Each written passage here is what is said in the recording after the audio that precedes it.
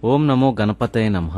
చిత్తూరు జిల్లా కాణిపాకం తర్వాత అంతే ప్రసిద్ధి కలిగిన వినాయకుని దేవాలయం అనకాపల్లి జిల్లా మనచోడవరంలోనే ఉందని మీలో ఎంతమందికి తెలుసు? కాణిపాకం తర్వాత అంతటి ప్రసిద్ధి కావడానికి గల చరిత్ర మీకు తెలుసా? మీకు కాని తెలియకపోతే రండి, మీకు స్వామివారి యొక్క చరిత్రను వివరంగా చెప్తాను. చరిత్ర ఏంటంటే, సుమారు 200 సంవత్సరాల క్రితం గోవులను కాస్తున్న గొల్లలు స్వామివారిని శిలారూపంలో కనుక్కున్నారు. ఈ యొక్క విషయాన్ని గ్రామస్తులందరికీ తెలియపరచగా ఆ రాతి యొక్క శిలారూపం శ్రీ విఘ్నేశ్వర స్వామి వారి రూపంగా గ్రహించారు. ఆ తరువాత మన చోడవరంలోనే ఉన్న మరి యొక్క అతి పురాతన శివాలయంలో ప్రతిష్ఠించడానికి ప్రయత్నించగా స్వామివారి తొండం కోసం ఎంత దూరం తవ్వినా ఎక్కడా కనిపించలేదు. అలా తవ్వుతూ చివరగా తవ్వడాన్ని నిలిపివేసిన ప్రాంతాన్ని ఏనుగుబోదే అని పిలిచేవారు. ప్రస్తుతం ఆ ఏనుగుబోదే ప్రాంతాన్ని పాత చెరువుగా పిలువబడుతుంది. ప్రస్తుతానికి స్వామివారి తొండం భాగం ఇంకా భూమిలోనే ఉందని భక్తుల నమ్మకం. ఈ ఆలయంలో సంతోషిమాత మందిరం కూడా కలదు. ఈ దేవాలయంలో సాయంత్ర సమయంలో